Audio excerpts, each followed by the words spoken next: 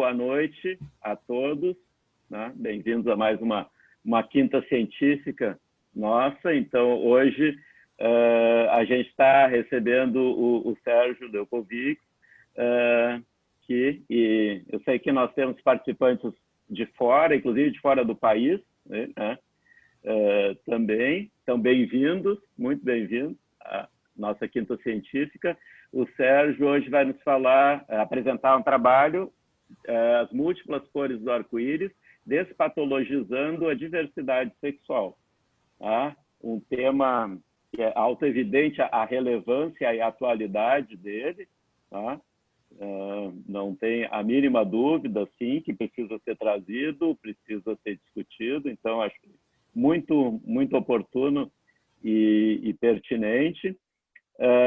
Eu vou colocar inicialmente aí algumas orientações para depois. O Sérgio vai nos falar em torno de meia hora, ele vai apresentar o trabalho e depois nós vamos abrir para discussão. Então, a gente tem desenvolvido uma sistemática de fazer a discussão. Eu vou relembrar que é assim, eu peço para não usarem o bate-papo, inclusive acho que vai estar fechado. Quando vocês, depois que a gente abrir para discussão, vocês vão ali embaixo, na barra de baixo, e cliquem no levantar a mão, tá? Que aí vai aparecer para mim o nome da pessoa inscrita e a ordem de inscrição.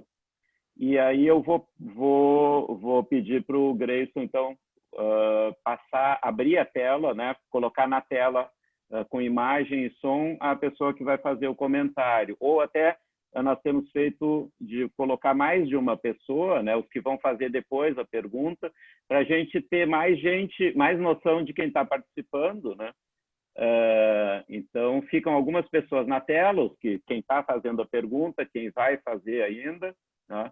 E enquanto a pessoa também está recebendo a resposta, o seu comentário ou questão, eu vou pedir que fique na tela também, né, que não saia, coloque a sua pergunta ou comentário e permaneça, porque aí dá a sensação também, e para o Sérgio, né, de poder estar respondendo à pessoa e estar vendo para quem está respondendo. Então, a gente está desenvolvendo o nosso conhecimento aí do webinar para tentar tornar ele o mais próximo possível da sensação que a gente tinha aí no presencial e que esperamos voltar a ter, né, o mais breve possível, mas pelo jeito não vai ser tão breve assim. Né? Mas a gente está desenvolvendo, então, a nossa técnica. Então, por favor, quando forem fazer os comentários, cliquem no levantar a mão e aguardem que eu vou passar, então, a palavra e vai ser colocado na tela com imagem e som. Tá bem? Eu acho que nós já estamos com, né, a maioria dos inscritos aqui, já tem 160 pessoas, então vou passar para o Sérgio para apresentar o trabalho. Né? Muito obrigado, Sérgio.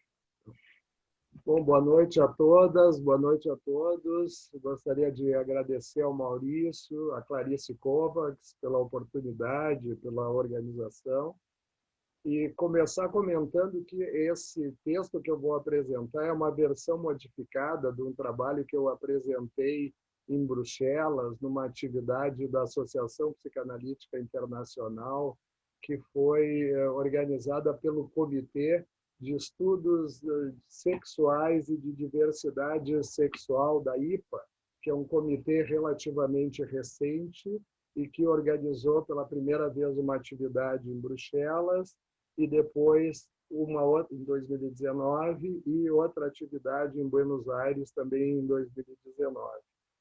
E também eu utilizo junto aqui um outro trabalho que eu apresentei daí no simpósio da APA, também no ano passado.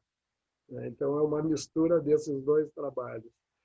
Eu inicio com uma citação do intelectual do ano do Brasil, Ailton Krenak, que, inclusive, vai estar conosco numa atividade aqui da revista nossa, da Sociedade Psicanalítica, em novembro, na Feira do Livro, Ecologia e Psicanálise. Um dos convidados vai ser o Krenak.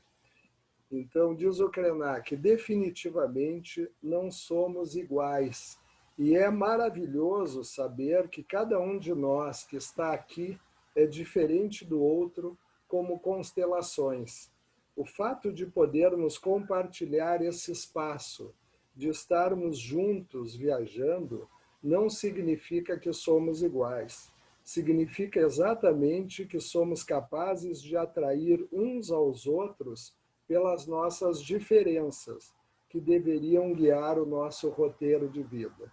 Então, fim da citação.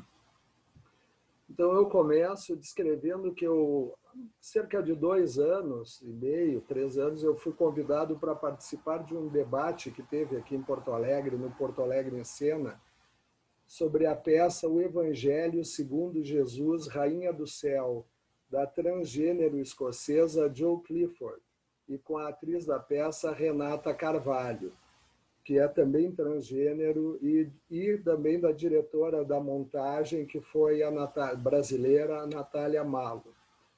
Essa peça já havia causado muita celeuma no país todo, pois tinha sido proibida por diversas vezes e gerou uma onda de protestos muito grande.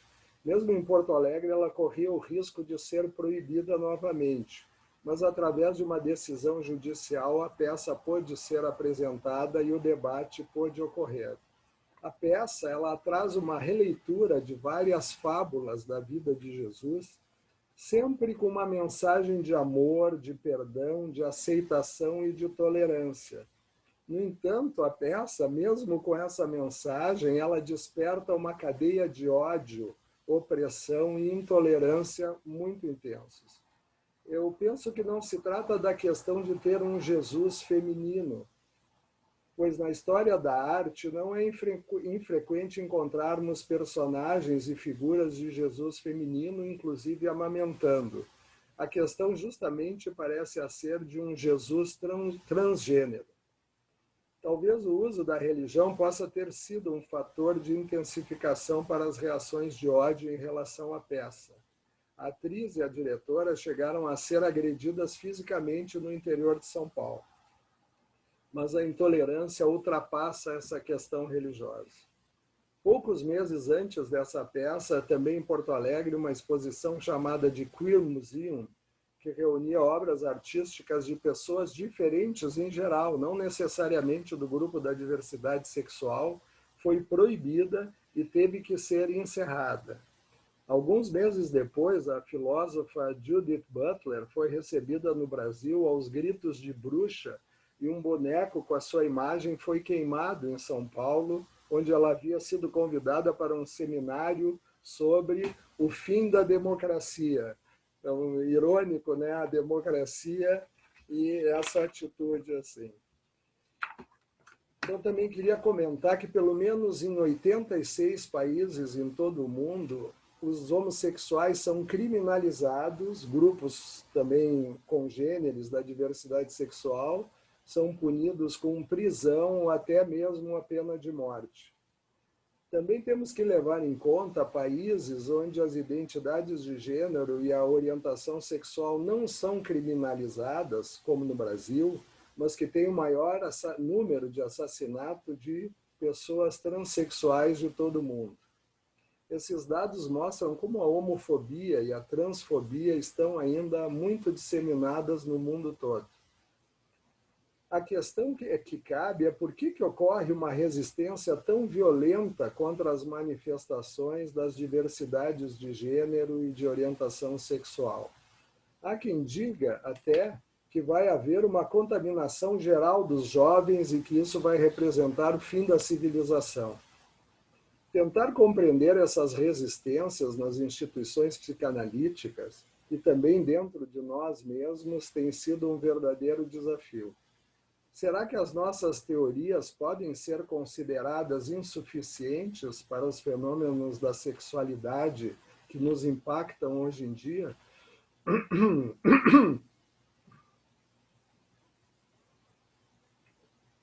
O risco é nos acomodarmos e tentarmos aplicar as nossas ideias já conhecidas para dar conta dessas apresentações diversas, diferentes daquilo que conseguimos articular teoricamente até então, e funcionar como o divã de Procusto, considerando que tudo que não couber dentro desse espaço teórico é patológico. Então, tentando despatologizar as diversidades de gênero. A Organização Mundial da Saúde anunciou durante o lançamento do CID-11, a Classificação Internacional de Doenças, CID-11, né, em 2018, a retirada dos transtornos de identidade de gênero do capítulo das doenças mentais. Com a mudança, o termo passa a ser chamado de incongruência de gênero e está inserido no capítulo sobre a saúde sexual. A nova classificação acontece 30 anos depois da decisão de retirar o termo homossexualidade da lista das doenças no dia 17 de maio de 1990. Então, em 1990, a homossexualidade foi retirada da classificação de doenças e em 2018, nesse próximo CID, nessa próxima classificação internacional de doenças, os transtornos de identidade de gênero foram retirados. Segundo a OMS, existem evidências de que a incongruência de gênero não se trata de um transtorno mental. Além disso, a organização destaca que esse é um passo importante para a redução da estigma e da discriminação em relação a essa população e para a garantia de que essa população possa ter acesso à saúde. Assim, sob o ponto de vista biomédico e da saúde mental, a identidade de gênero não é mais tratada como doença mental. Se olharmos para certos mitos históricos, veremos que a diferença entre os sexos e a bissexualidade não é tão marcante como defendido pela cultura heteronormativa ocidental dos últimos séculos. Aliás, isso é uma contribuição da psicanálise, né? A questão de ver que a diferença entre os sexos ela é muito mais ambígua, né, do que uma diferença tão radical. Assim. Se lembramos da narrativa bíblica de Eva sendo feita através de uma costela de Adão, já temos uma mistura de corpos. Segundo Aristófanes, um dos discursos de Platão, eram 3 os gêneros da humanidade, masculino, feminino e andrógeno, este último um gênero específico. Também com Hermafrodito, na mitologia grega, que era filho de Afrodite e de Hermes, levando o nome dos seus 2 pais. Este representa a fusão dos 2 sexos e não tem gênero definido. Teria nascido um menino extremamente bonito que se transformou posteriormente num ser andrógeno por haver se unido à ninfa Salmácis e que na medicina veio dar o nome esse, né, de hermafrodita para pessoas intersexo.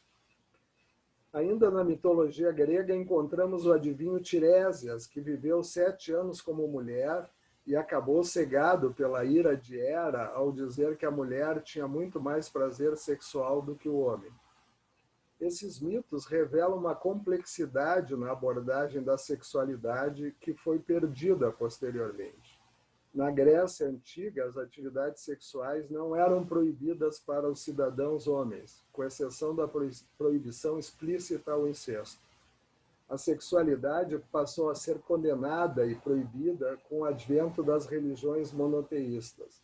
E essas proibições persistem e até têm se intensificado nos dias de hoje com o aumento do fundamentalismo religioso. Meu próximo item aqui é a diferença entre gerações. As gerações mais jovens estão recebendo com muito mais naturalidade as novas apresentações da sexualidade comparadas com as gerações mais velhas. Isso é uma constante da nossa temporalidade, que é o estranhamento com as novas gerações. Um exemplo disso foi a chamada Revolução Sexual dos anos 60 e 70, com o movimento feminista, o movimento hippie e a pílula anticoncepcional. Muitos jovens foram considerados anormais pelos psicanalistas nessa época, sendo algumas mulheres desvalorizadas como promíscuas e diagnosticadas com problemas emocionais. No entanto, penso que esse confronto habitual das gerações ficou ainda mais acentuado na atualidade, em função das mudanças provocadas pelo surgimento da internet e das novas tecnologias. Por outro lado, a mídia traz um papel muito relevante, e isso também é uma coisa importante na despatologização, porque mostra as diversas identidades de gênero e cada vez temos mais oportunidade para ver as novas configurações sexuais na literatura, no cinema e nas artes em geral. Cabe lembrar também o desenvolvimento da fertilização assistida e as possibilidades de cirurgia de modificação dos corpos, criando uma verdadeira revolução nas possibilidades de procriação e mudança de gênero. Outro aspecto interessante das novas gerações comparadas com as mais velhas é que um estudo encomendado na França mostra que da população entre 18 e 44 anos, 14% se consideram como não binários e acima dos 45 anos o índice é de 8%. Entre os tipos de identidade de gênero que são homologados pela Academia Francesa, encontramos transgênero, bigênero, intergênero, gênero fluido, agênero, gênero neutro, pangênero, andrógeno e assim por diante. Essas diferentes nuances de identidades de gênero formam as múltiplas cores do arco-íris.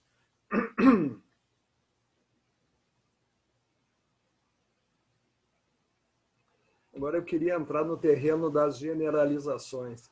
Começo com uma citação do Roland Barthes, que diz o seguinte: nós precisamos da arte para impedir que o real seja destruído duas vezes.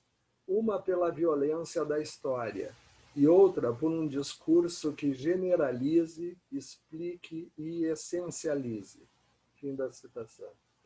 Creio que existe uma tendência nossa de pensar através de generalizações e classificações. As nossas teorias psicanalíticas, desde Freud, mostram uma dualidade. Por um lado, se apoiam no binarismo e na heteronormatividade. Por outro, passam a apresentar uma compreensão mais complexa da psicossexualidade, mas mesmo assim tendendo a normatizar. Eu tive a oportunidade de acompanhar 3 mulheres homossexuais no meu consultório e concluí que, mesmo com uma escolha objetal por parceiras do mesmo sexo, essas 3 mulheres são muito diferentes, com famílias com configurações muito distintas, apresentações diversas e com sofrimentos diferentes na busca de seus tratamentos. Cada uma delas é singular e precisa ser escutada na sua singularidade. Cabe lembrar os inúmeros estudos psicanalíticos que encontravam uma explicação geral para a homossexualidade. Essas apresentações diversas, justamente, não se prestam para generalizações e estão sempre escapando do engessamento das nossas definições. Como salientado por Júlia Kristeva no recente congresso da IPA em Londres, não podemos generalizar sobre o feminino. Temos que considerar cada feminino em sua singularidade. Existem vários femininos. O mesmo vale para a diversidade sexual. Como podemos entender a resistência social com a diversidade? Aqui eu divido em 2 pontos agora. A resistência social com a diversidade sexual e a resistência dos psicanalistas em relação à diversidade sexual. Penso que os cenários masculinos e femininos na cultura ocidental estão profundamente alicerçados em uma estrutura antiga e complexa, o patriarcado. Ao mesmo tempo em que vem ocorrendo um declínio do patriarcado, através da nossa história recente, tanto na sociedade como na família e mesmo até no setting analítico, a persistência do patriarcado chama a atenção. Inclusive, parece estar havendo um reforço dessa estrutura nos tempos atuais, que está implicando até num aumento da violência contra a mulher e contra os mais vulneráveis. Essa estrutura patriarcal divide os seres humanos em duas categorias, masculino e feminino, privilegiando o masculino e criando um binarismo que não admite outras variações.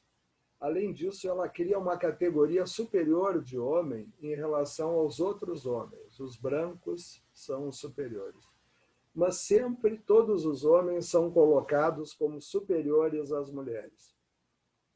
Esse sistema é constituído por uma complexidade de fenômenos sociais, econômicos, políticos e psicológicos, entre outros. O patriarcado inclui uma série de leis e códigos predominantemente inconscientes, levando a regras de como os homens e as mulheres devem se comportar, e essas regras parecem naturais e estabelecidas por nós. Esses códigos são transmitidos de geração para geração através de uma complexa trama de laços sociais envolvendo a cultura, o social e a família, através de vários fenômenos conhecidos, como na psicanálise, como a constituição do superego, como Freud pensava, as mensagens enigmáticas de Laplanche, a transmissão transgeracional, mas também possivelmente por fatores que ainda sejam desconhecidos por nós. A desestabilização dessa estrutura patriarcal provoca ansiedades e incertezas que levam a um aumento da violência na busca de uma homogeneização binária, buscando assim o apagamento das diferenças e justificando a intolerância com a diversidade. Em relação aos psicanalistas, como podemos pensar a resistência dos psicanalistas com a diversidade sexual? Temos de levar em conta que as bases teóricas da psicanálise foram concebidas na cultura da modernidade e que talvez elas sejam insuficientes para lidar com as configurações e sofrimentos da pós-modernidade, cultura em que estamos imersos.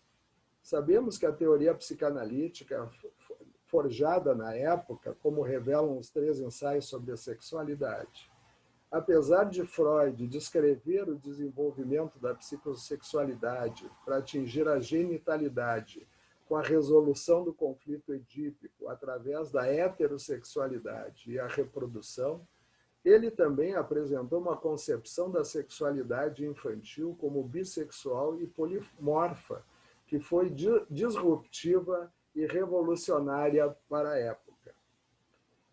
As concepções teóricas sobre o Édipo, por exemplo, se desenvolveram muito depois de Freud, como, por exemplo, o narcisismo de Édipo, o papel dos pais de Édipo quando o rejeitam e o desamparo que provocam. Creio que por exemplo, creio que um dos grandes desafios para a teoria psicanalítica do século XXI é encontrar novas concepções que possam nos ajudar a compreender essas apresentações de gênero e de orientação sexuais contemporâneas. A crítica principal que os antropólogos, sociólogos e outros pensadores fazem à psicanálise foi o fato das teorias psicanalíticas terem se mantido normativas, particularmente heteronormativas em relação à sexualidade. A partir dos anos 60, com o movimento feminista e a liberação sexual na cultura ocidental, foi havendo uma abertura em relação à sexualidade. Aquilo que tinha acontecido em 1905, nos 3 ensaios, por exemplo, que houve uma abertura da psicanálise para a sexualidade, aqui, depois da década de 60, houve uma separação. Vamos dizer, várias teorias e vários, vamos dizer assim, disciplinas da área humana tiveram uma abertura para a sexualidade, mas as teorias psicanalíticas se mantiveram normativas e generalizando, que é a crítica principal essa que é feita. E, vamos dizer assim, só agora, mais recentemente, talvez nos últimos 10 anos, enfim, é que os psicanalistas se debruçaram sobre essa situação de uma maneira não normativa e tendo uma abertura. Então, a psicanálise que se desenvolveu muito, por exemplo, na técnica psicanalítica, na área da sexualidade, da diversidade sexual, se desenvolveu muito pouco, a não ser agora, mais recentemente. Então, na cultura ocidental foi havendo essa abertura em relação à sexualidade. Autores como Deleuze e Foucault passaram a questionar a ideia de uma identidade estável e universalizante. Crítica essa que foi se ampliando a partir da década de 80 com os estudos queer, mas que só mais recentemente está sendo incorporada às nossas teorias. Tanto os analistas como as instituições psicanalíticas persistem em uma ambivalência em relação a normatizar a sexualidade, em oposição a uma visão mais singular e específica de cada pessoa. Ainda não parece haver analistas transgênero nas nossas instituições no Brasil, e só recentemente foram aceitos candidatos declaradamente homossexuais para a formação analítica, e ainda há certa ambivalência em relação a eles. Penso que Bion pode nos ajudar a compreender uma parte dessa resistência quando descreve as reações de rechaço do establishment com as ideias novas ou ideias ou situações que são tratadas como novas. O novo, o desconhecido, e penso que daí se inclui a estranheza, o diferente, mobiliza intensas reações tanto das instituições como de nossas mentes, incluindo também as instituições psicanalíticas. Um dos exemplos de Bion é o da resistência a Jesus, pois ele trazia uma abertura que logo se tornou muito popular, mas que ameaçava o establishment. Acabou sendo crucificado. Voltando à peça de teatro que relatei no início, também sobre Jesus e que também foi bastante crucificada, será que cerca de 2000 anos depois esse mesmo funcionamento continua ocorrendo? Enfrentar o contato emocional com essas apresentações da sexualidade que não são binárias é um desafio para nós psicanalistas. Nós temos que tentar repensar as nossas teorias a partir da escuta de pessoas que vivem e expressam sua sexualidade e identidade de gênero fora desses padrões da binaridade e da heterossexualidade. Indivíduos esses que só agora estamos conseguindo reconhecer a existência e estão podendo procurar nossos consultórios. Muitas dessas configurações não são novas e estiveram presentes na história da humanidade, mas elas se tornam novas na sua visibilidade, nas suas reivindicações de respeito que a gente tem hoje em dia, na reivindicação de compreensão e de acolhimento. Penso que uma das grandes questões atuais é o quanto somos capazes de sustentar, de tolerar um campo analítico com pacientes tão fluidos, mutáveis, cambiantes, nômades e indefinidos. Desenvolver um processo analítico com esses pacientes nos mobiliza a reações que são desconhecidas para nós, especialmente para a maioria de nós que se sente confortável na cis-heteronormatividade. Como lidar com o abjeto, que a Júlia Kristeva descreve, ou o próprio estranho do Freud, que carregamos em nós mesmos e que se perturba no contato com esses sujeitos. Penso que podemos fazer um esforço consciente para evitar o nosso preconceito com esses pacientes. Mas sutilmente, inconscientemente, a nossa contratransferência pode nos deixar com um viés, um bias, em relação a essas novas configurações de gênero e orientação sexual. E, sem nos darmos conta, a patologizar tudo que se desvia da heteronormatividade muitas vezes retraumatizando o paciente. O importante a destacar é que nós nunca estamos neutros nessa avaliação. Eu gostaria de encerrar com a conhecida carta de Freud para a mãe de um jovem homossexual, pois ela mostra já em 1935 uma tentativa de despatologizar a homossexualidade. Diz Freud, então: minha querida senhora, lendo a sua carta, eu fiz um resumo da carta, tá, que ela é mais longa. Lendo a sua carta, deduzo que o seu filho é homossexual. Chamou fortemente a minha atenção o fato da senhora não mencionar esse termo na informação que acerca dele me enviou. Poderia lhe perguntar por que razão? Não tenho dúvidas que a homossexualidade não representa uma vantagem. No entanto, também não existem motivos para se envergonhar dela, já que isso não supõe vício nem degradação alguma. Não pode ser qualificada como uma doença e nós a consideramos como uma variante da função sexual, produto de certa interrupção no desenvolvimento sexual. É uma grande injustiça e também uma crueldade perseguir a homossexualidade como se esta fosse um delito. Ao me perguntar se eu posso lhe oferecer a minha ajuda, imagino que isso seja uma tentativa de indagar acerca da minha posição em relação à abolição da homossexualidade, visando substituí-la por uma heterossexualidade normal. A minha resposta é que, em termos gerais, nada parecido podemos prometer. Em certos casos, conseguimos desenvolver rudimentos das tendências heterossexuais presentes em todo homossexual, embora, na maioria dos casos, não seja possível. A análise pode fazer outra coisa pelo seu filho. Se ele estiver experimentando descontentamento por causa de milhares de conflitos e inibição em relação à sua vida social, a análise poderá lhe proporcionar tranquilidade, paz psíquica e plena eficiência, independentemente de continuar sendo homossexual ou mudar sua condição. Então, termino aqui a citação do Freud e me pergunto: a carta de Freud mostra uma abertura importante, 1935, não criminaliza, mas ela ainda patologiza, ela ainda considera a heterossexualidade como o padrão normal. Será que 100 anos depois, nós como psicanalistas ainda pensamos assim?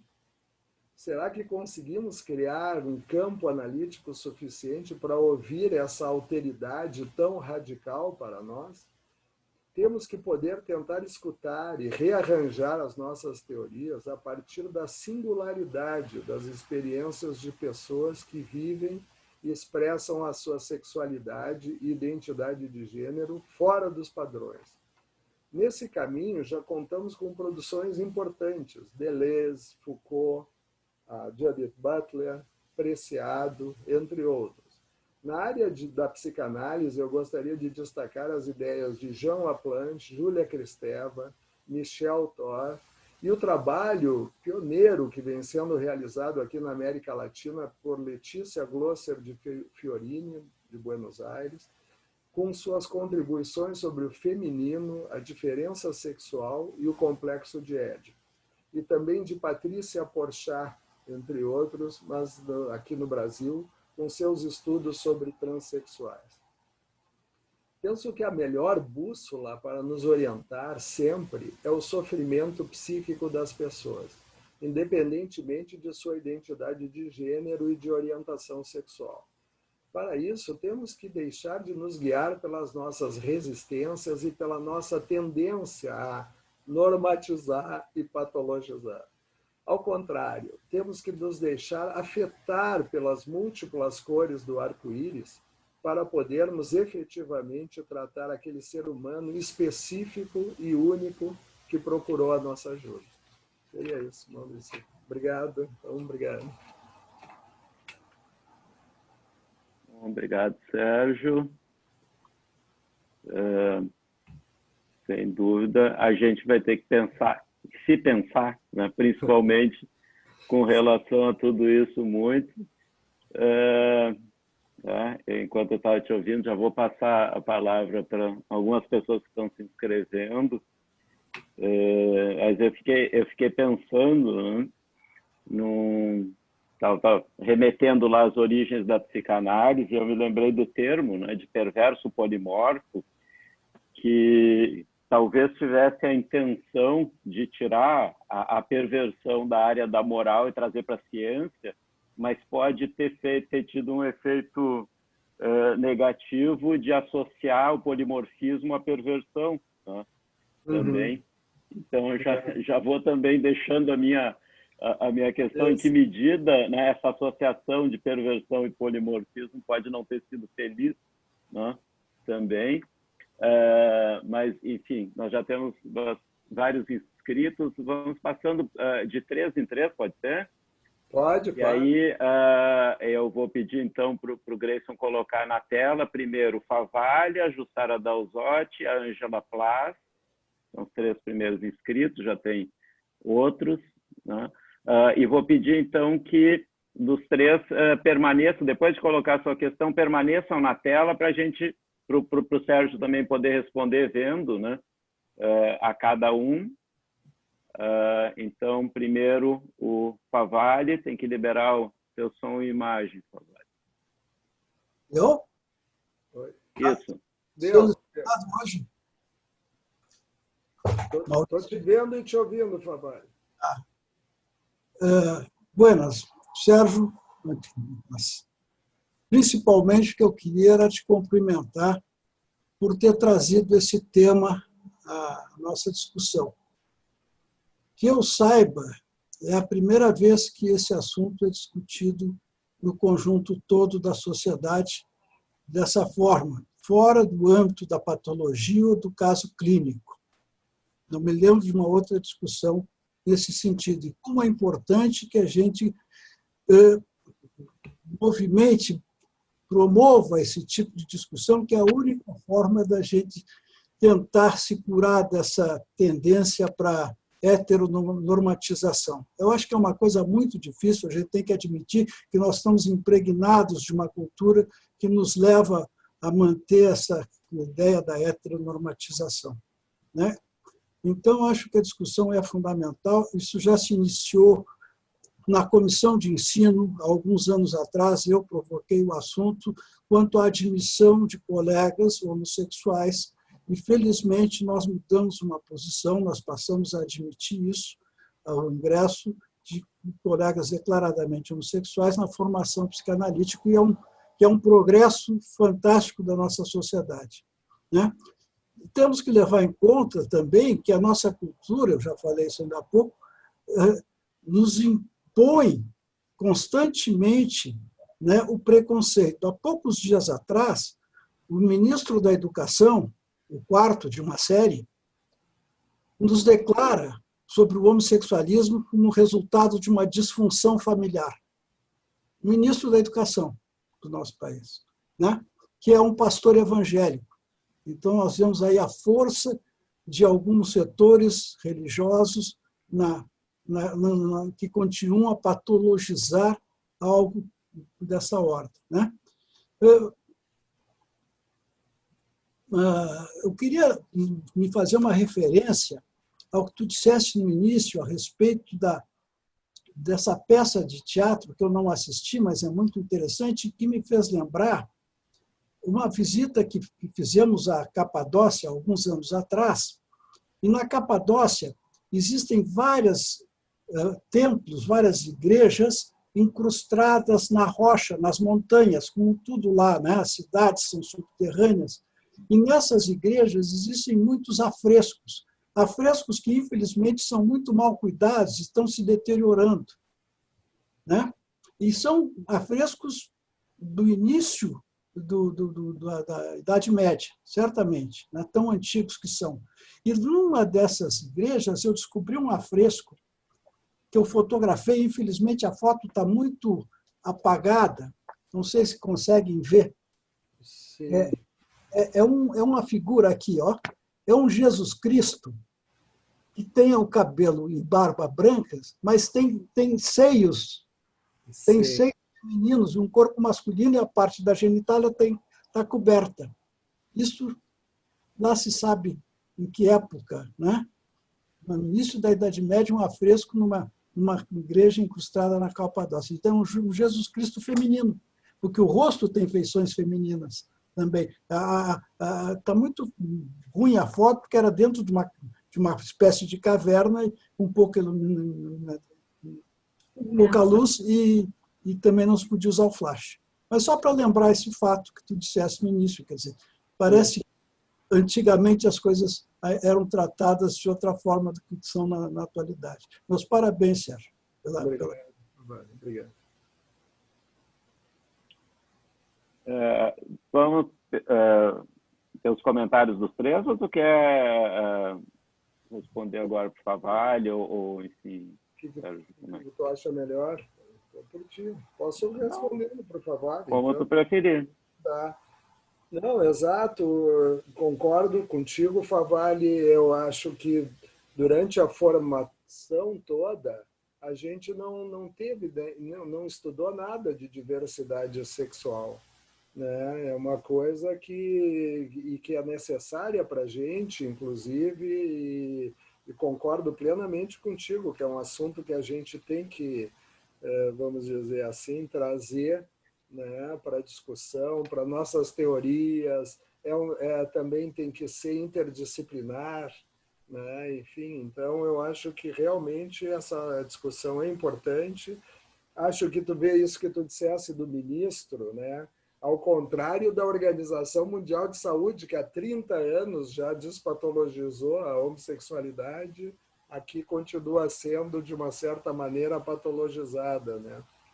Não, o que eu acho que esse afresco e essa coisa mais antiga mostra aquilo que eu acho que é importante, que o Freud conseguiu descrever, mas que é muito difícil para nós de mantermos, e que está nas nossas teorias e no nosso atendimento, porque concordo plenamente contigo que é muito difícil não normatizar mesmo, é verdade, a gente tem que tentar fazer um esforço ao máximo.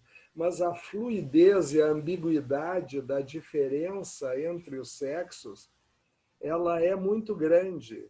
E isso é que é difícil de aceitar. E isso é que leva a tentar fazer uma patologização, de manter esse sistema binário, patriarcal, estático, inconsciente, forte dentro de todos nós. Mas um afresco como esse mostra justamente que é muito mais fluido do que a gente imagina. Está ali, ó, exatamente.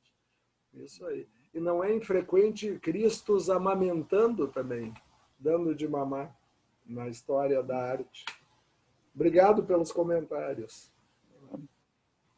Só um acréscimo a essa questão que o Favalli trouxe, né? Fica aí, Favalli. Fica aí. A gente tem uma sensação do público, enquanto a Jussara e a Ângela, só vou fazer um comentáriozinho breve, e assim, pelo menos 1.500 anos antes de Cristo, tá? Na mitologia hindu, a trindade fundadora, um dos membros é Shiva, né? Que é representado com um peito de um lado com seio e de outro lado sem seio, tá? Também. Então, né, a gente tem, quando dizer o Cazuza, um museu de grandes novidades, né? Pelo menos 3.500, 4.000 anos atrás a gente encontra. Jussara?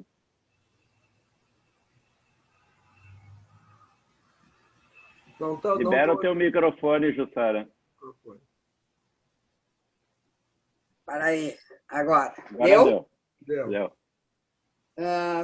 Sérgio, queria também, como Favalli, te cumprimentar pelo ineditismo dessa apresentação e desse trabalho. Eu não sabia que a IPA tinha feito um comitê para discutir essas questões, o que eu acho excelente. E eu me lembrei, Sérgio, do congresso que a gente foi da IPA em Barcelona, anos 90, deve ter sido isso.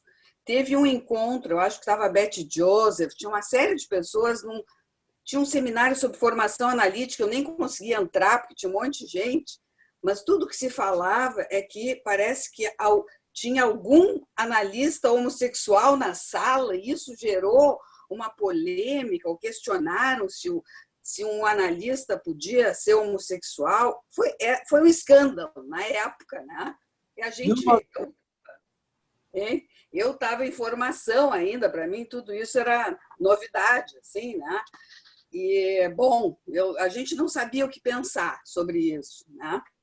Mas eu me lembro, na própria faculdade de medicina, quão pouco a gente falava sobre a sexualidade, que dizer homossexualidade, mas a própria sexualidade feminina, masculina, a gente desconhecia, inclusive a genitália masculina, feminina, isso não era muito estudado, nem nas disciplinas onde isso deveria ter sido estudado. Na gineco, na obstetrícia, não se via.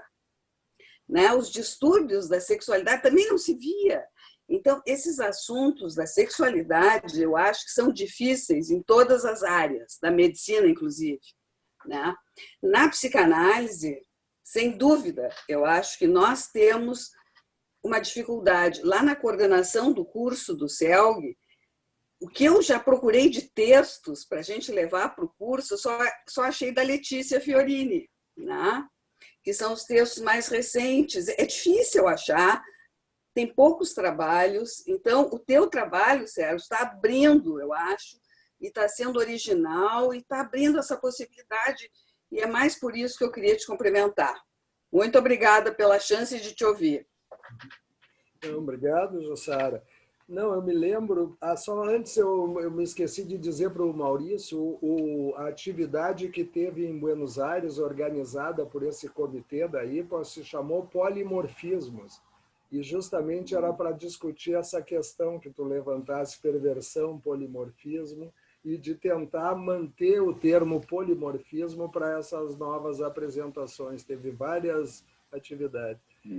Mas, Jussara, me lembro bem desse congresso de Barcelona, e ali teve uma passeata dos analistas gays protestando contra vamos dizer, a normatização e como a formação analítica impedia o acesso deles, estava fechada para eles a formação analítica, enfim. Então, realmente, houve até um analista gay e teve todo um protesto de analistas gays. Eles andavam até, acho que com cartazes ali em um determinado momento. E eu acho que é isso aí. A gente tem que poder escutar e aceitar e encarar as nossas próprias limitações e preconceitos. Mas eu acho que isso está mudando, assim, é uma coisa importante. E aí tu estava falando de bibliografia e da falta, inclusive, de estudo sobre a sexualidade, e eu me lembrei que agora eu estava revisando sobre o silenciamento das mulheres, particularmente o silenciamento da sexualidade das mulheres e o silenciamento do clitóris nos livros, porque a gente ficou na psicanálise com aquela ideia freudiana de que a mulher tinha que ter orgasmo vaginal e que o orgasmo do clitóris era imaturo.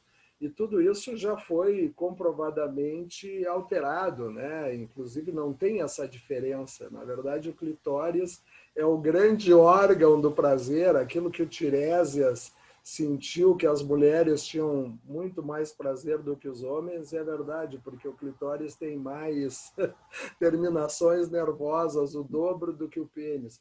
Mas, de qualquer maneira, nos livros, falando da medicina, nos livros de anatomia, né, é um órgão praticamente desconhecido, ausente. Nos livros de anatomia aparecem dissecções assim, inteiras do pênis, né, dos genitais masculinos e pouco das mulheres, né? Esse famoso livro de anatomia, Grey's Anatomy, que tem uma série, teve 1 ou 2 anos que não constava o clitóris.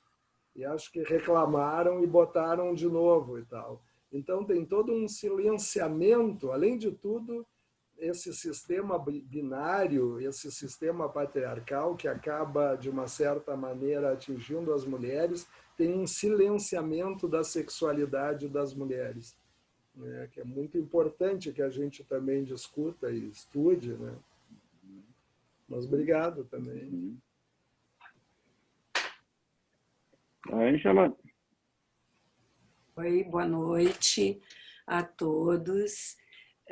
Eu vou me associar ao Favalli e à Jussara, né, te cumprimentando, Sérgio, pela tua fala, pelo teu trabalho, que já vem vindo há algum tempo, que eu acho que é muito bom que seja assim, né, que a gente possa sempre estar ampliando o nosso conhecimento em relação às questões. Sobre os teus comentários, eu fiquei aqui pensando, porque tu citou em algum momento, acho que tu citou o Barthes, o Foucault também, não? O Foucault eu só mencionei os estudos dessa Isso. que ele fez. Sim. O que me ocorreu é que tem um grupo de filósofos, que são esses, né, o Foucault, Barthes, Deleuze, Ribon, entre outros, Guattari, que junto com Deleuze, enfim, teve aquela obra, o Antiédipo, super criticada e tal. Mas o que ocorre, e o que me ocorreu, é o tanto que todo esse grupo de pessoas que em grande parte eram homossexuais, dentro de uma visão ou de uma visão filosófica, eles se aproximaram muito de questões relacionadas à existência, ao se constituir um ser para si mesmo, né? E eles defendiam, alguns deles mais, outros menos, cada um vê a situação conforme o seu ponto de vista, né? Mas eles tendiam a defender o acesso de cada sujeito ao seu fantasma fundamental, né? O Barthes, se não me engano, ele falava mais no devir. O Foucault, ele falou muito sobre a pessoa se desenvolver sendo uma criação de si como um sujeito e criar uma estética da sua própria existência, né? Então, eu fiquei pensando que talvez, por conta desse aspecto mais paternalista que nós, psicanalistas, acabamos também inseridos, né? Talvez não, e por conta de todo um contexto amplo, porque admitir a diversidade implica impactos ou influências de cunho religiosos, psicológicos, políticos, sociais, ideológicos.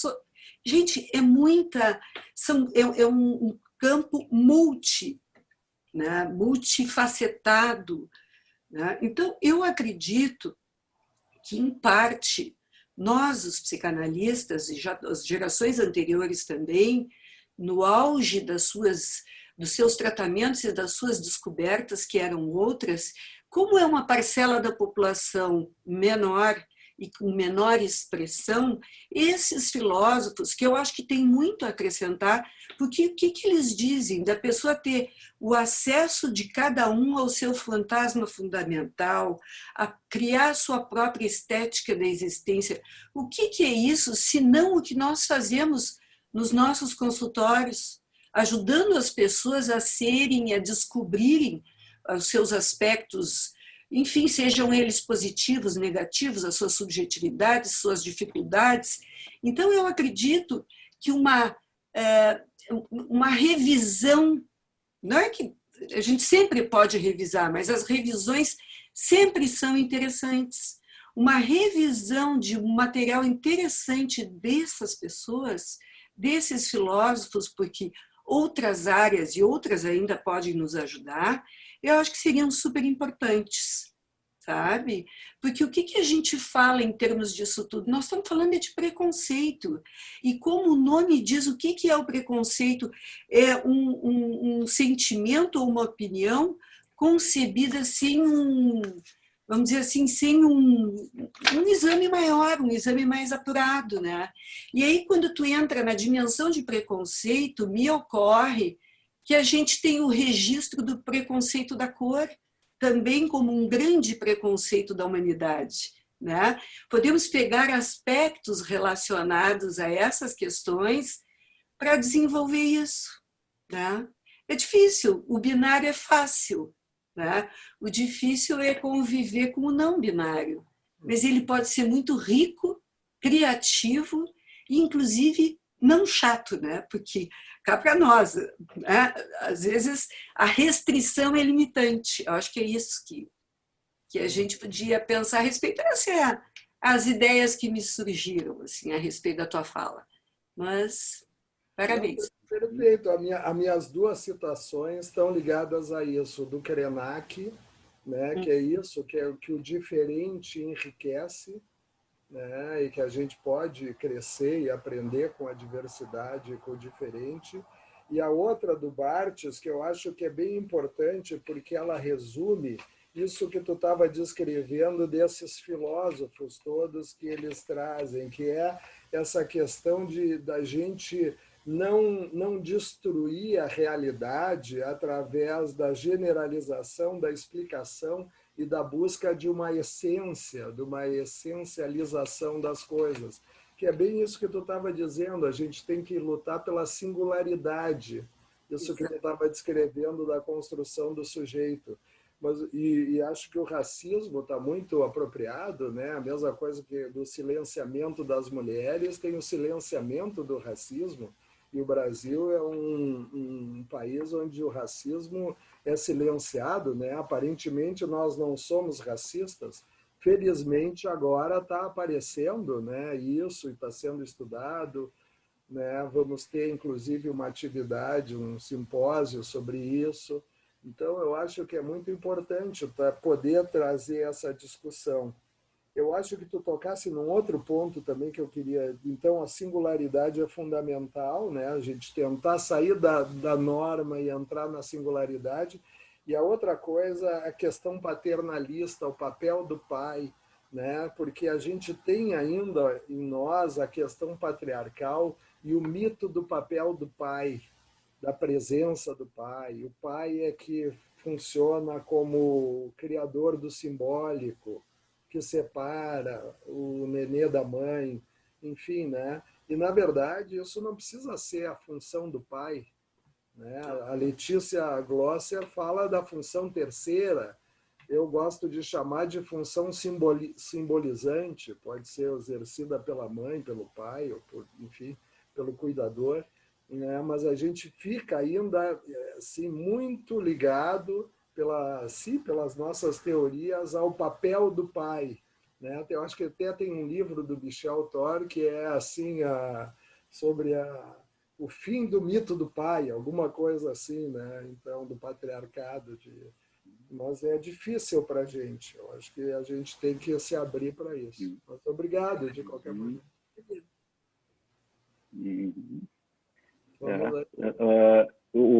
Já vou passar para os próximos inscritos, assim, não vou resistir ao comentário assim, sobre o que tu falou sobre a inervação do clitóris. Acho que tu acabou de provocar a inveja do clitóris. É verdade. Não, corresponde. Tem 8.000 terminações nervosas no clitóris e no pênis tem 4.000, na glande do pênis. Então, vamos sair da inveja do pênis para a inveja do clitóris. Eu lembrei que o primeiro livro autoral da história da humanidade, né, mais de 4.000 anos, foi escrito por uma mulher. Né? O primeiro livro que tem registro com o autor assinado foi pela sacerdotisa Enheduanna, Suméria. Né? E essa sacerdotisa, nesse livro, fazia poemas e odes de elogio à vulva da grande deusa mãe Inanna. Então, talvez a gente, nesses 4.000 anos aí, nem sempre tem, a gente acha que está sempre fazendo progresso, mas podemos ter feito algumas regressões em 4.000 anos. Né?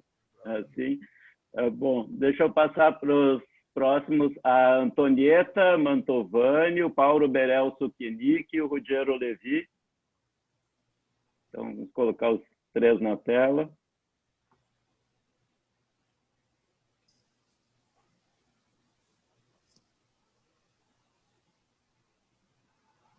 Oi, pessoal. Olá, Oi. Antonieta. Tem que ligar a câmera, Antonieta. Câmera e o microfone estão fechados.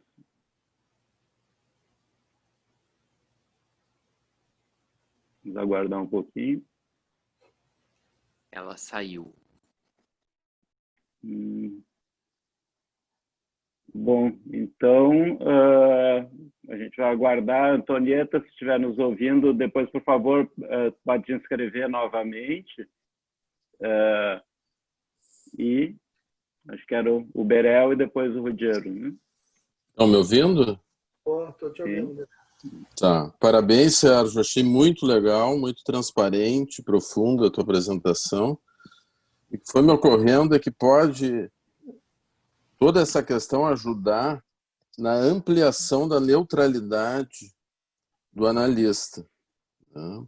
O analista, então, mais preparado para receber o paciente como ele deve estar preparado, que é um paciente que tu começa do zero, tu não conhece nada do paciente, e se abre o infinito do paciente para te tratar com as suas infinitas sexualidades. A questão que eu te pergunto é o seguinte, se daqui a pouco, por outro lado, pode, talvez essas inúmeras divisões da sexualidade podem eventualmente atrapalhar a atenção flutuante, a memória sem desejo, o sem desejo, sem memória, né, do analista, porque, na verdade, eu penso que nós temos 8 bilhões de sexualidades no mundo, de tipos de sexualidade, porque cada indivíduo se abre para um mundo infinito. Então, eu queria trazer esses dois lados aí para te ouvir. Muito obrigado. Ruggiero, está falando? Ruggiero, vai que eu respondo. Tá. Bom, em primeiro lugar, Sérgio, eu queria realmente te cumprimentar pelo teu trabalho, Serginho, que eu acho que ele tem uma importância, como o Favalli já disse, assim, acho que histórica, no sentido de trazer essa temática, né, abertamente para dentro da sociedade, para dentro da discussão psicanalítica, nos alertando, vamos dizer assim, para os riscos que sempre existem na psicanálise, qualquer ciência, mas na nossa, né, na psicanálise, dos conceitos serem impregnados, vamos dizer assim, por padrões morais e culturais, né? E eu acho que o exemplo sempre mais clássico que se dá é da teoria da sexualidade do Freud, vamos dizer assim, né, onde toda a moral patriarcal, né, ficou grandemente influindo, vamos dizer assim, grandemente, né, nas formulações teóricas do Freud, e dali emergiu uma imagem de mulher como um homem reduzido, vamos dizer assim, um ser de segunda categoria, né? E algumas outras confusões que houve ali. Mas, por outro lado, isso é uma das perguntas que eu quero te fazer, se não te parece que, ao mesmo tempo, vamos dizer assim, que houve essa contaminação, vamos dizer assim, da moral patriarcal, falocêntrica, vamos dizer assim, nas teorias freudianas, se não te parece que, por outro lado, a genialidade do Freud, quando ele desgarra, vamos dizer assim, a pulsão do instinto, né?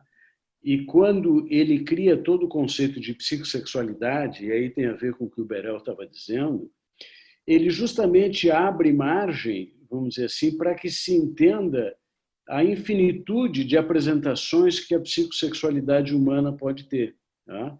E não só, vamos dizer assim, nos sujeitos heterossexuais, com todas as fantasias polimorfas, mas dentro de toda a diversidade sexual. Quer dizer, então, e aí, de fato, né, nós poderemos ter infinitas categorias, vamos dizer assim, de diversidade sexual, porque cada indivíduo, cada sujeito vai fazer a estruturação da sua subjetividade, com as suas identificações, com as suas fantasias, com os seus fantasmas, a sua própria moda, né?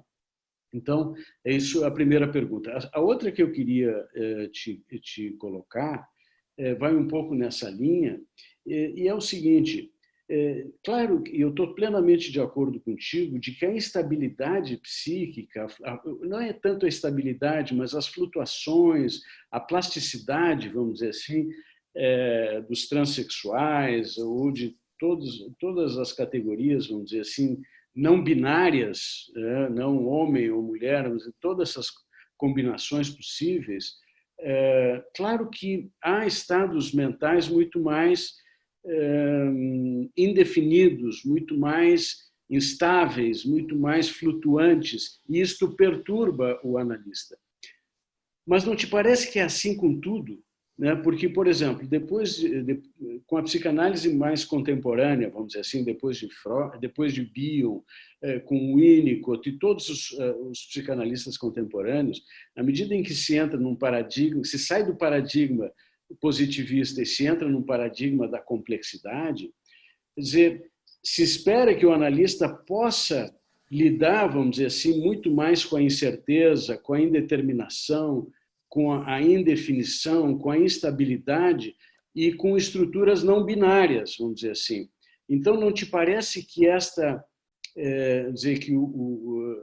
que este novo paradigma, vamos dizer assim, da psicanálise, não nos habilita mais a lidar justamente com essas estruturas não binárias? Então, e que este problema, vamos dizer assim, de se incomodar com a instabilidade e não suportar a incerteza, de que isso faz parte da psicanálise, é um problema que afeta em geral os psicanalistas e não só em relação à diversidade sexual. Claro que na diversidade sexual, muito mais, porque nós somos, como disse enfim, a Ângela, quer dizer, nós somos impregnados por ideologias morais, e preconceitos religiosos, enfim, toda uma cultura que nos impregna. Então, em relação à diversidade sexual, claro que isso nos afeta muito e o teu trabalho tem esse mérito de nos alertar justamente em relação a isso, né? Mas vamos dizer assim, esse ódio à complexidade, eu acho que faz parte, de um risco que todos nós enfrentamos com todos os pacientes, e não só com os pacientes, enfim, que apresentam diversidades sexuais. Mas eu queria te escutar sobre isso, Serginho. Respondo, Maurício. Sim. Responde? Sim? Tá. Berel, então tá. Não, eu acho que, vamos dizer assim, sim, a neutralidade é fundamental, mas algumas dessas coisas que a gente está falando aqui são inconscientes, né, que estão estabelecidas dentro da gente, são papéis determinados e que parecem muito naturalizados para nós, né? Então, eu acho que essa ideia, e já respondendo para o Ruggiero também, eu acho que sim, que o paradigma, aproveitando as duas questões, o paradigma da complexidade, eu acho que a técnica analítica mudou muito e cresceu muito. E até o Berel estava falando disso, de sem memória e sem desejo, essas contribuições da gente poder ter uma experiência emocional com o paciente, né, evoluiu muito. Eu acho que a psicanálise se humanizou até. E absolutamente singular, né, Serginho? Contemporânea.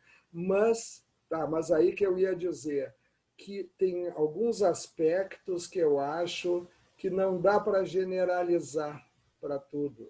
Eu acho que a sexualidade, particularmente, ela é incômoda para nós, porque a gente nunca resolve a bissexualidade. A gente nunca resolve isso de uma maneira completa.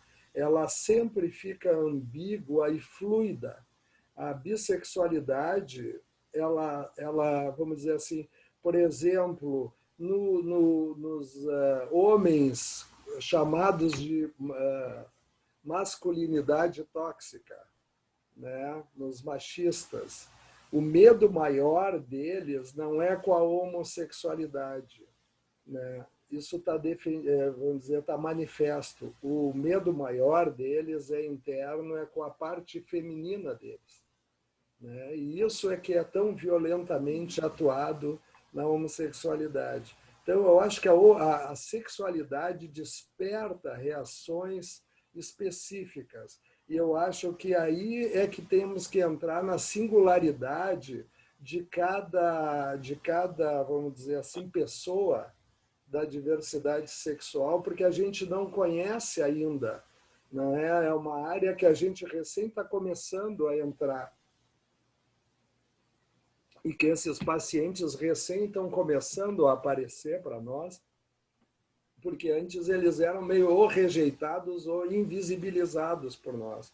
Então, eu acho que nós vamos ter que aprender com essas pessoas, né, como é que isso funciona. Mas a minha ideia é isso, que até a Ângela falou, esses filósofos todos, eles criticam a psicanálise, em parte, por essa identidade estável, universalizante, né? Que não existe essa identidade estável, universalizante como proposta até da própria modernidade, assim.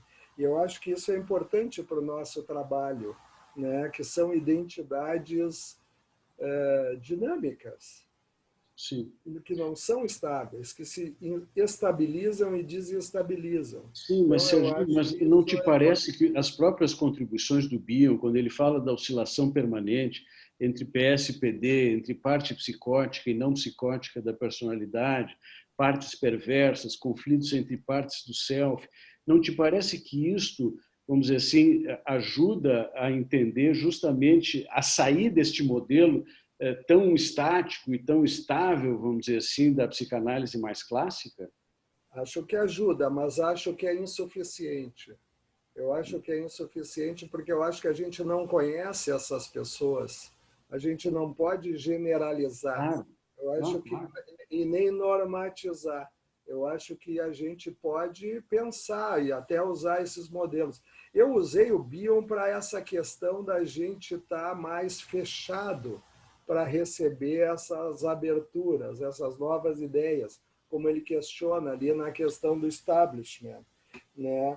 Mas eu não sei se essa ideia, vamos dizer assim, do pensamento, porque eu acho muito pouco para a sexualidade, não aparece quase no Bion. O Meltzer fala de estados sexuais da mente, mas eu acho que eles não estavam trabalhando, a minha impressão, pelo menos, com essa diversidade sexual que a gente está tendo que se defrontar. Eu acho que a gente não pode, vamos dizer assim, ter como é que eu vou dizer, uma visão pré-estabelecida de como é que vai ser a relação com eles. Eu acho que a ideia, talvez até, eu acho que falta para a gente mais experiência com esse tipo de paciente e com esse tipo de aprendizado. E eu acho que vai ter que ser interdisciplinar. Eu acho que a psicanálise sozinha não vai dar conta. Mas eu quero concordar contigo e com o Berel que o Freud foi genial, porque ao mesmo tempo que ele normatizou, ele complexizou.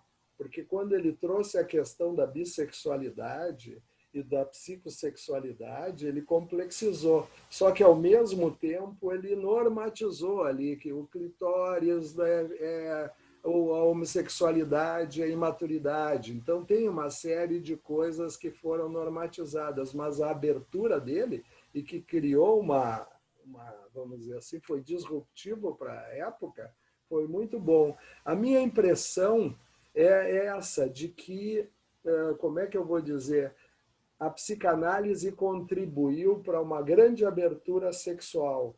Só que depois dos anos 70, na área da sexualidade, a psicanálise perdeu o pé, ela perdeu o caminho, ela ficou fechada e várias outras áreas se desenvolveram. E só a partir dos anos 2000, sei lá, é que a psicanálise meio que está correndo atrás desse prejuízo que foi de ficar fechada com uma série de generalizações e normatizações, heteronormatividade principalmente. Então, eu acho que houve um descompasso, né, da psicanálise em relação à sexualidade, que outras ciências acompanharam, que para mim dá para resumir entre o singular e o normativo. Né? A gente tem que poder, que é difícil, hein? A gente tem que tentar sair do normativo e entrar no singular. Eu não sei o que vai dar o singular. Eu sei que é muito difícil para nós, Eu sei que isso exige um campo analítico muito difícil, de estranheza, e um pouco isso que o próprio Freud descreveu no Estranho, e que eu acho que a Júlia Kristeva e que a Butler usa também, descreve no Abjeto, essas coisas que nos provocam uma reação muito difícil.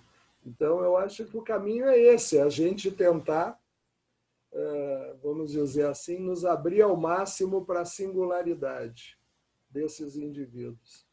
Mas eu não tenho uma explicação geral assim para incluí-los. Então tá, mas vamos em frente. A discussão é boa, né? Muito boa. Eu agradeço para você. Bem. Então vamos lá. A Antonieta estava inscrita aqui, depois ela saiu, eu não sei se ela ainda está. Antonieta, se quiser, te reinscreve, por favor. Enquanto isso, eu queria colocar uma questão, Sérgio, a partir do que tu mencionou agora, que eu achei muito importante, interessante, a questão da relação de cada um com o feminino, não necessariamente com a homossexualidade, mas com o feminino, porque me parece que a questão da diversidade ou da reação à diversidade e a questão da misoginia, elas vão de mãos dadas, assim, elas parecem vir juntas, tá? Assim, e também o movimento no sentido de abertura para a diversidade veio, de certa maneira, junto também com o movimento feminista, né? E feminista dentro da psicanálise, aliás, das psicanálises, né? Porque a gente fala psicanálise por hábito, mas são as psicanálises. Recentemente, a gente recebeu aqui o Donald Stern, né, da psicanálise relacional americana, que tem, né, uma participação assim da psicanálise feminista importante desde a década de 90, pelo menos, talvez antes até, né, também. Então, eu fiquei curioso de te ouvir mais assim, sobre essa questão da relação com o feminino, né, por parte de homens e mulheres, assim, que a gente sabe que parece que há uma encrenca humana assim com o poder do feminino, né?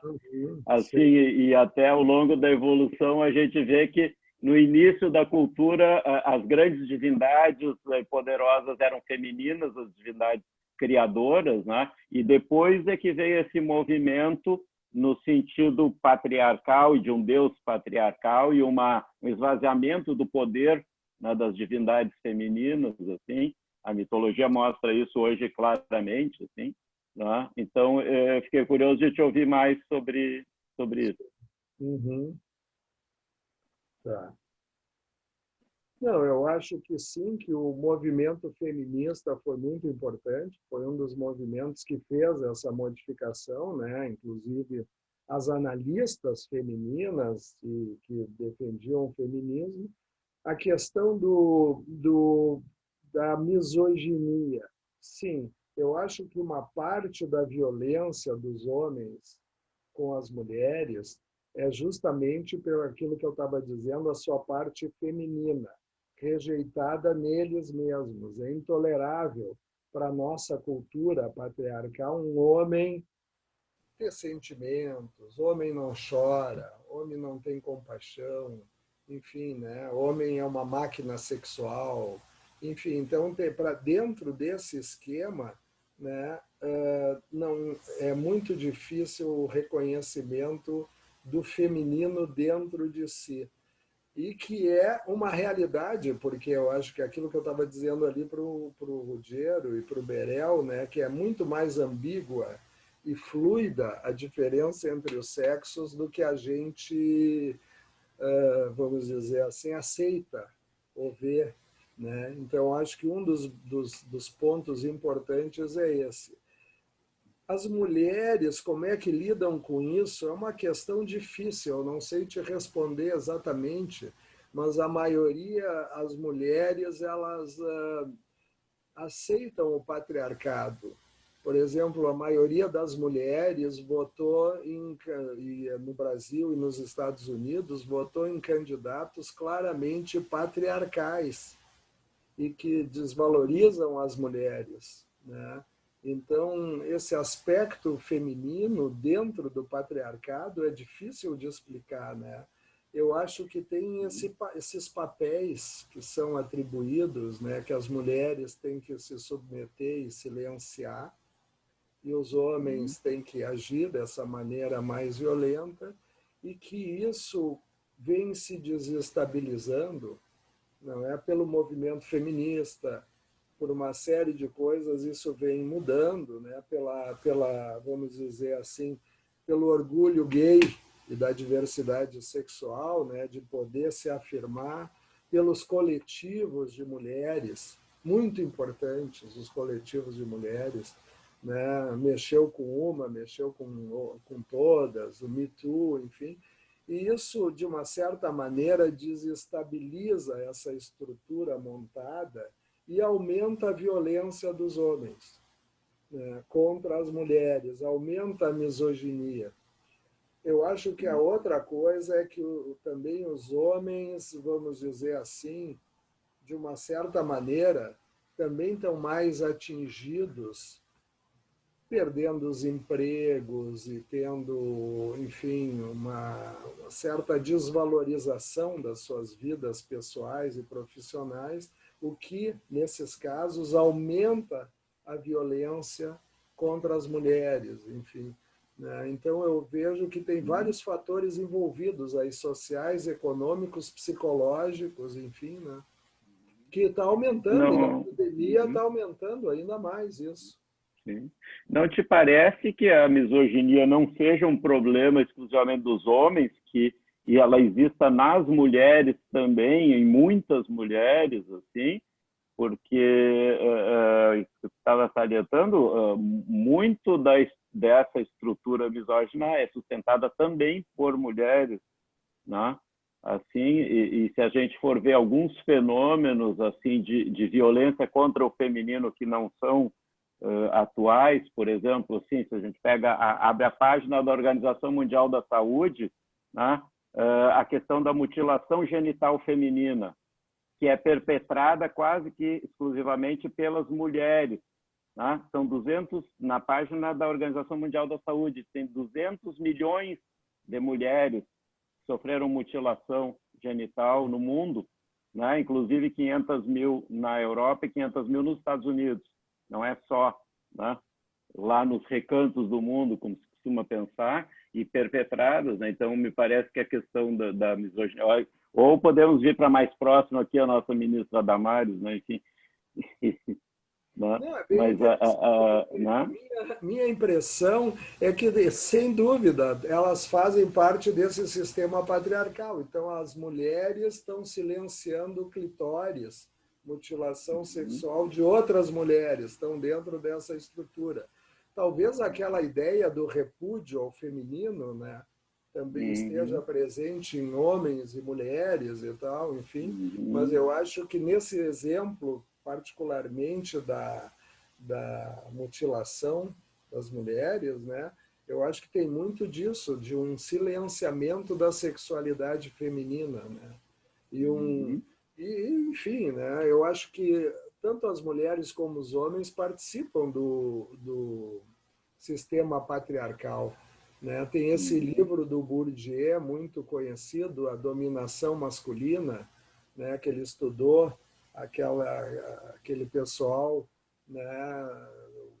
O campo de estudo dele, em que ele mostra como as mulheres também colaboravam com todo esse sistema, né? Patriarcal de dominação masculina. Então, agora, na questão da misoginia feminina, eu não conheço bem, mas acho muito importante. Acho que, dentro disso que a gente está falando, até um silenciamento das mulheres pelas próprias mulheres, em oposição ao que eu estava dizendo antes do movimento feminista e dos coletivos de mulheres, que justamente é para fazer o contrário disso, né?